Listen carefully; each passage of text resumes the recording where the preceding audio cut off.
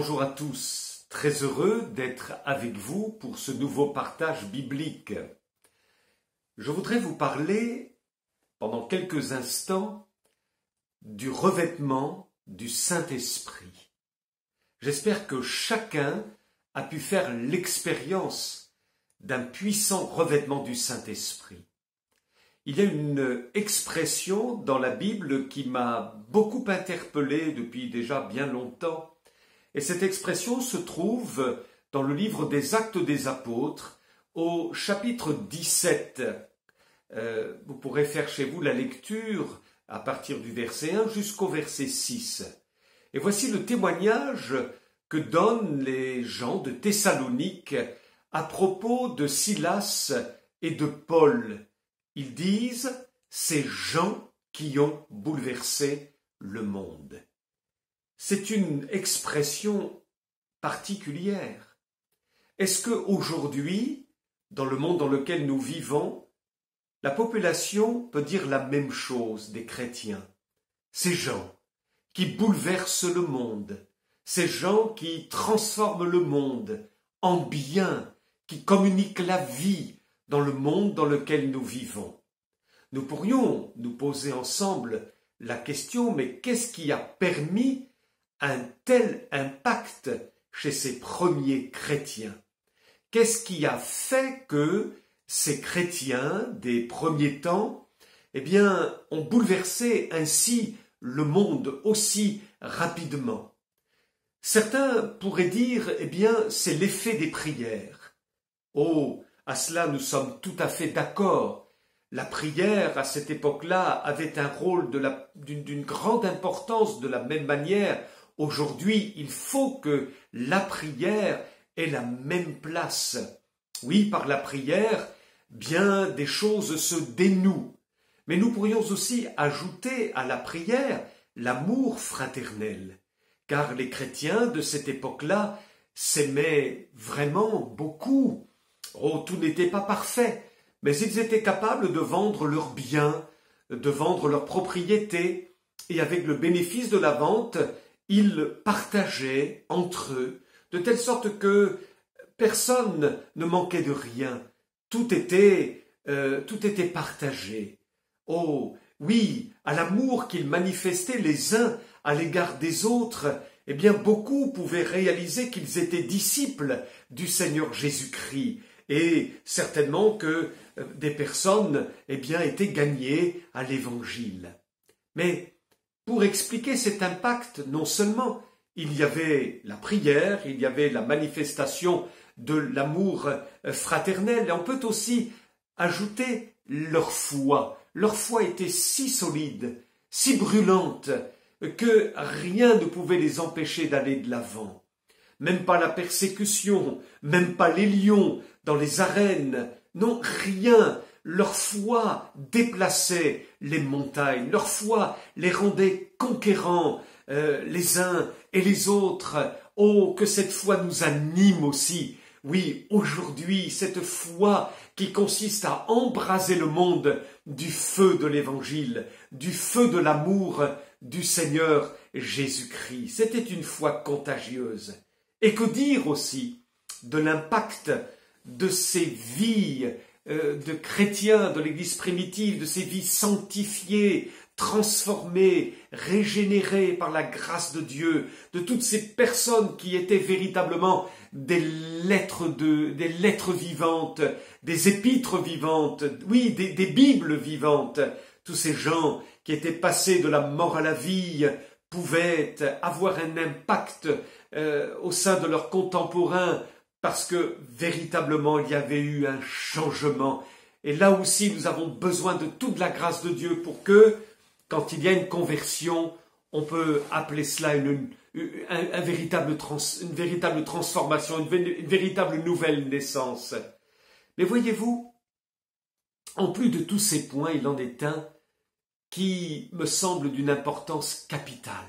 Bien que tous ces points que je viens d'évoquer sont très importants, mais voyez-vous, je voudrais vous parler de la nécessité d'être revêtu du Saint-Esprit. Comment bouleverser le monde? Comment toucher nos contemporains? Comment les interpeller?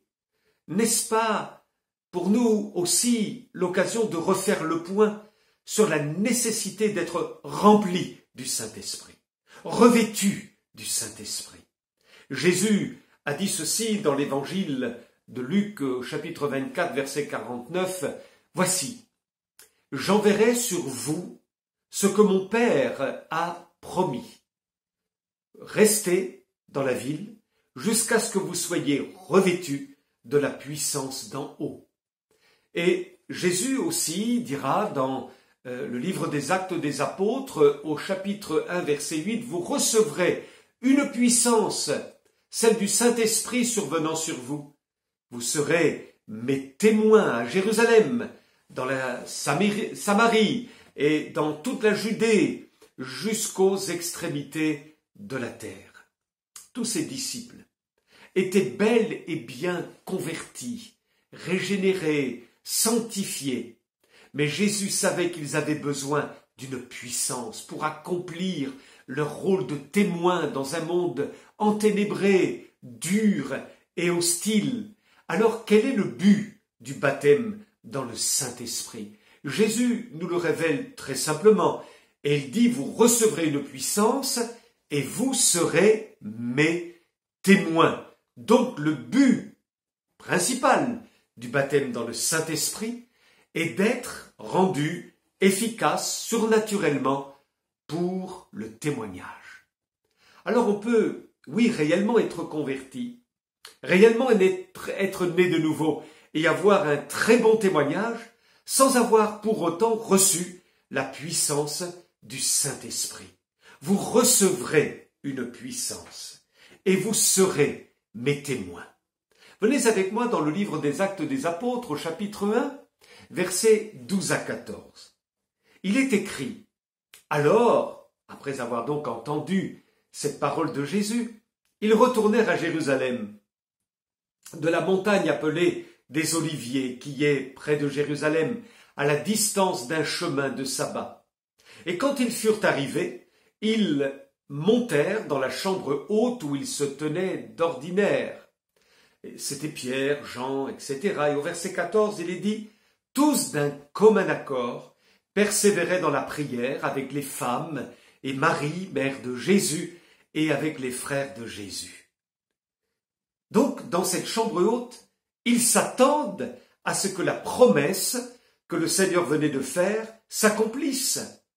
Que s'est-il passé le premier jour, alors qu'ils sont dans cette chambre haute, réunis à 120 personnes?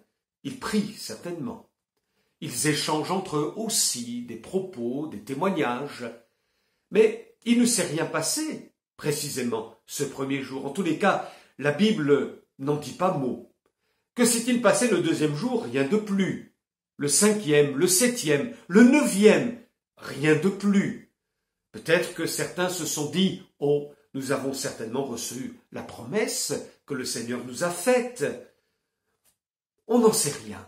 Rien n'est dit dans l'Écriture au sujet du contenu de ces 10 jours passés ensemble dans la chambre haute, si ce n'est qu'ils persévéraient dans la prière jusqu'au 10e jour, jour correspondant à la fête juive de la Pentecôte. Et là, que s'est-il passé? Eh bien, le texte biblique, consigné dans le livre des Actes au chapitre 2, verset 1, dit le jour de la Pentecôte.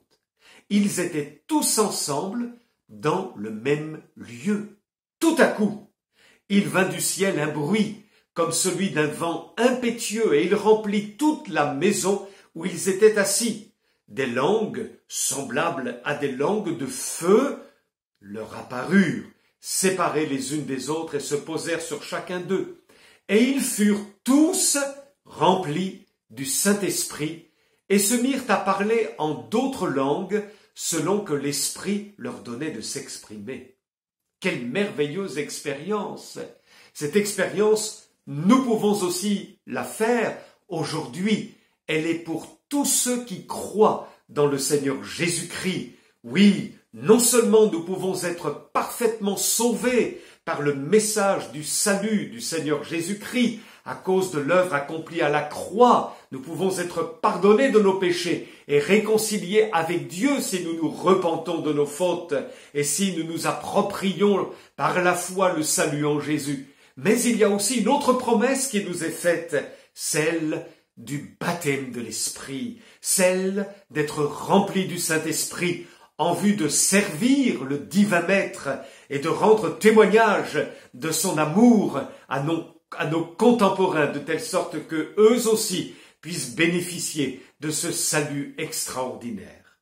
Maintenant, il faut reconnaître que, pendant de nombreux siècles, on n'a pas entendu beaucoup parler, historiquement parlant, du baptême dans le Saint-Esprit. Il faut attendre le début du XXe siècle. Et à cette époque-là, un peu partout dans le monde, il faut le reconnaître, la puissance de Dieu se répandait, notamment dans le pays de Galles. Je fais référence à ce merveilleux réveil spirituel des années 1904 et 5 au pays de Galles. Le Saint-Esprit agissait aussi en Russie, dans divers endroits des États-Unis. Mais historiquement, on peut dire que le pentecôtisme est le mouvement spirituel et théologique issu des réveils de l'école biblique de Topeka. C'est la Bethel Bible School aux États-Unis en 1900 et de la chapelle d'Azusa Street à Los Angeles en avril 1906. Concernant le réveil qui a eu lieu à l'école biblique à Topeka, c'était le pasteur Parham qui en était le fondateur. Il avait autour de lui une quarantaine d'étudiants assoiffés de connaître la Bible et de pouvoir répandre le beau témoignage de l'Évangile à toutes les nations. Et ces étudiants, ainsi que leur pasteur enseignant, M. Parham, étaient convaincus de la nécessité de recevoir le baptême dans le Saint-Esprit. Pour eux, être baptisé dans le Saint-Esprit signifiait aussi parler en d'autres langues. Mais aucun d'eux, jusqu'alors, n'avait expérimenté ce parler en langue. Le jour de l'an 1901 s'est passé avec les étudiants dans une atmosphère de prière et de méditation. Et figurez-vous que, vers 19 heures, une étudiante, du nom d'Agnès Haussmann, alla trouver le pasteur Parham pour lui demander que celui-ci lui impose les mains. Il a quelque peu hésité pendant un temps et puis il a fini par accéder à la demande de l'étudiante. Et à ce moment précis, l'Esprit Saint l'a saisi. De sa bouche jaillissait une autre langue. Il ne s'agissait pas d'anglais, c'était la langue maternelle de cette étudiante, mais du chinois. 2 jours plus tard, ce furent au tour de 12 autres étudiants d'expérimenter le baptême dans le Saint-Esprit. Et plus tard, ce fut Parham lui-même qui se mit à parler en d'autres langues et il a été dit que c'était le suédois qu'il parlait, langue qu'il n'avait d'ailleurs jamais apprise. Parlons maintenant quelque peu du réveil d'Azusa Street.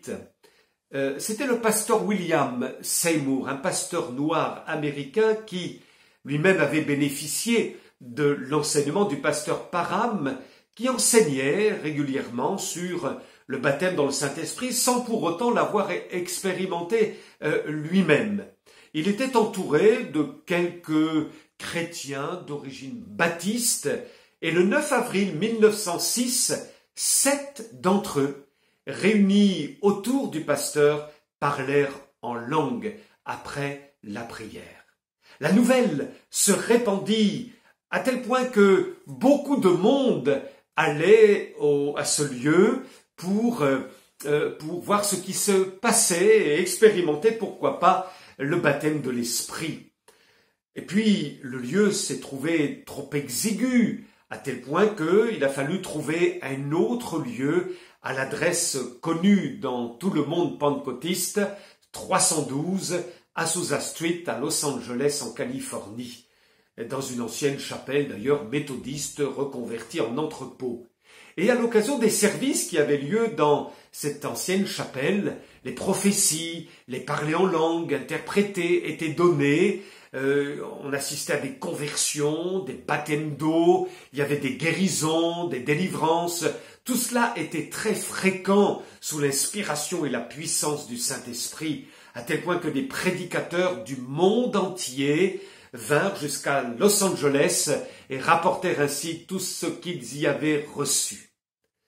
Ce qui fait que, à travers ces deux réveils, l'école biblique de Topeka et rue Azusa Street à Los Angeles, en 1910, au moins, en moins de 4 ans, on peut dire, le mouvement de Pentecôte s'est répandu à travers les États-Unis, le Canada, l'Europe, l'Afrique, l'Inde et l'Amérique du Sud. La question se pose, où en sommes-nous aujourd'hui dans le pentecôtisme? Eh bien, nous pouvons dire que en un peu plus de 100 ans d'existence, le mouvement de Pentecôte est devenu un mouvement mondial. Les estimations les plus courantes évaluent à 600 millions le nombre de pentecôtistes dans le monde entier. Le pentecôtisme a gagné les nations. Il a atteint la plupart des pays, même les plus fermés comme la Corée du Nord ou les plus hostiles comme le Népal, l'Arabie Saoudite ou alors les plus lointains comme dans les îles de Mélanésie ou la Mongolie. En tous les cas, dans certaines parties du monde, sa progression est spectaculaire, on peut dire spectaculaire. Maintenant, qu'allons-nous faire de cet héritage? Je crois que nous ne devons pas être simplement les héritiers en 3e ou 4e génération de ces faits qui se sont déroulés au début du XXe siècle, ou bien avant, à l'époque de l'Église primitive. Mais notre mission, pour ce XXIe siècle, est de retrouver dans notre piété personnelle, dans notre vie d'Église, la vigueur spirituelle de ces temps de réveil. Qu'en pensez-vous? Il nous faut sentir, comme tout à nouveau, le besoin de renouveler l'alliance de la Pentecôte. Oh, que le Saint-Esprit nous remplisse aussi de puissance, vous et moi, et vous qui êtes à l'écoute. Peut-être n'avez-vous pas encore fait l'expérience du baptême dans le Saint-Esprit. Eh bien, c'est encore possible pour vous aujourd'hui, en cet instant. Dans l'évangile de Marc, nous lisons au chapitre 16, verset 17, « Voici les miracles qui accompagneront ceux qui auront cru. En mon nom, ils chasseront les démons, ils parleront de nouvelles langues, ils saisiront des serpents, et s'ils boivent quelques breuvages mortels, il ne leur fera point de mal, ils imposeront les mains aux malades, et les malades seront guéris. » Il est écrit dans ce texte, qui nécessiterait tout un commentaire, il est écrit en tous les cas, ils parleront de nouvelles langues. S'agit-il de langues apprises, notamment par des missionnaires, en vue de rendre témoignage, d'évangéliser, de faire connaître le salut? Assurément non. Ce propos nous renvoie à l'expérience de Pentecôte. Il s'agit du parler en langue communiqué surnaturellement par le Saint-Esprit à ceux qui y croient. Qu'est-ce qui se passe quand on expérimente le baptême dans le Saint-Esprit? Au moins 2 choses se produisent. La première, c'est que le Saint-Esprit se manifeste en nous remplissant jusqu'au débordement. Comme dit Jésus, des fleuves d'eau vive jailliront de votre sein. Eh bien, c'est comme si un vase se remplissait d'eau jusqu'au débordement ou d'huile jusqu'au débordement. Eh bien, c'est ainsi que quand on expérimente le baptême dans le Saint-Esprit, celui-ci nous remplit jusqu'au débordement. Et la deuxième chose que nous expérimentons, qui est la conséquence de la première, c'est qu'une manifestation extérieure se produit, à savoir le parler en langue. Quand vous recevez une mauvaise nouvelle, cela touche votre cœur, tout votre être intérieur, et ça finit par se manifester par un visage triste, et même des larmes. Et à l'inverse, quand vous recevez une très bonne nouvelle, alors il y a comme une détente intérieure, une joie intérieure qui se manifeste visiblement, extérieurement, par un visage rayonnant, pour ne pas dire des rires. Eh bien, je fais ce parallèle pour vous dire que c'est aussi un peu semblable avec le baptême dans le Saint-Esprit. D'abord, c'est une expérience intérieure, vous êtes rempli jusqu'au débordement du Saint-Esprit, et c'est une expérience visible, extérieure, audible, à travers le parler en langue. Allons un petit peu plus loin dans notre réflexion. À quoi ça sert de parler en langue? Cette question est posée par de nombreux chrétiens. À quoi ça sert de parler en langue? Ce à quoi je vous répondrai, à quoi ça sert de ne pas parler en langue? Le pasteur André Thomas Bress a écrit un ouvrage sur la vie de l'esprit, le baptême dans le Saint-Esprit. Et je vais citer un extrait de cet ouvrage qui me semble illustrer la nécessité vraiment de vivre ce baptême de l'esprit.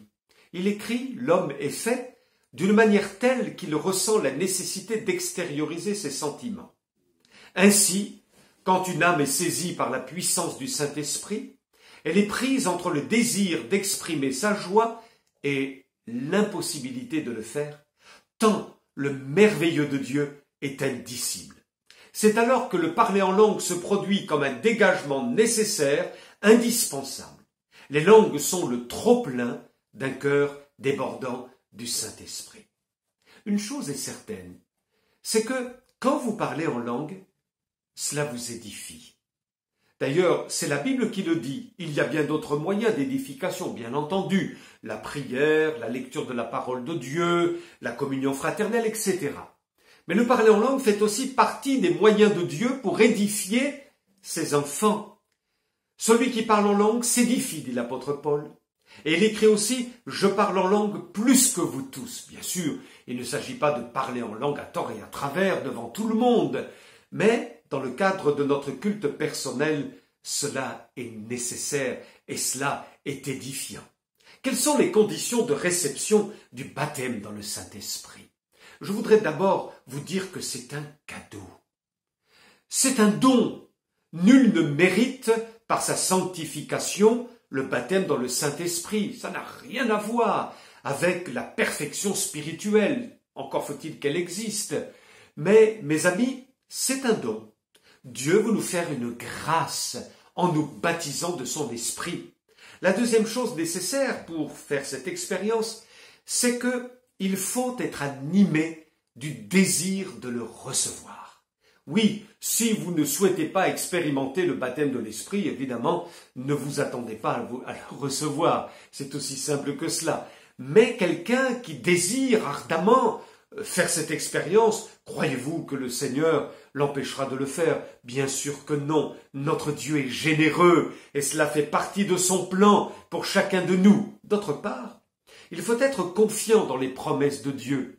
Jésus n'a-t-il pas dit « Vous qui savez donner de bonnes choses à vos enfants, méchants comme vous l'êtes, à combien plus forte raison le Père Céleste donnera-t-il le Saint-Esprit à ceux qui le lui demandent ?» Il est possible que vous n'ayez pas fait encore cette expérience après 1 an, 2 ans, 5 ans, 10 ans et même plus d'expérience chrétienne. Mais ne vous découragez pas. Ne vous découragez pas. Croyez que c'est encore possible de recevoir le Saint-Esprit. J'ai connu une chrétienne qui, après 40 ans de vie avec Jésus, de vie de fidélité avec Jésus, n'avait pas encore reçu le baptême de l'Esprit. Et au bout de 40 ans, elle a finalement fait l'expérience. Oh, il n'est jamais trop tard, mais vous pouvez le faire tout de suite, mes amis. Pas besoin d'attendre 40 ans pour faire une telle expérience. D'autre part, il est important aussi de s'inscrire dans l'obéissance, puisque l'Écriture dit le Saint-Esprit est accordé à ceux qui lui obéissent. Si vous êtes dans un état de péché, comment voulez-vous non seulement être béni de Dieu et recevoir le baptême dans le Saint-Esprit? Dieu est cohérent. Et puis, je dirais qu'il faut persévérer dans la prière. C'est évident, à l'image des 120 dans la chambre haute qui ont persévéré jusqu'à l'obtention de la promesse le 10e jour. En tous les cas, n'attendez pas d'être parfait, vous ne le serez pas. La perfection, elle est au ciel. Nous devons tendre vers la perfection, bien entendu. Mais, comme je l'ai dit tout à l'heure, le baptême dans le Saint-Esprit est avant tout une grâce, un don, et c'est pour vous. Nous avons besoin, non pas d'une tradition de Pentecôte, nous avons besoin bien plus encore de ces récits historiques merveilleux à propos de la Pentecôte. Nous avons besoin bien plus que des témoignages que nous entendons ici et là de par le monde à propos de miracles, de baptême de l'Esprit, de choses qui glorifient Jésus. Nous avons besoin chacun pour notre part d'en faire l'expérience. Ça commence par moi, ça commence par vous, ça commence par notre Église, ça commence par toutes les églises de la région. Que le feu de Dieu, mes bien-aimés, descende sur chacun de nous et que nous vivions l'expérience d'une Pentecôte puissante de telle sorte que beaucoup d'âmes passent des ténèbres à la lumière par notre témoignage et par la vie authentique de l'Esprit. Oui, soyez encouragés, soyez bénis, que le Saint-Esprit souffle sur chacun d'entre nous, que Dieu nous bénisse. À bientôt.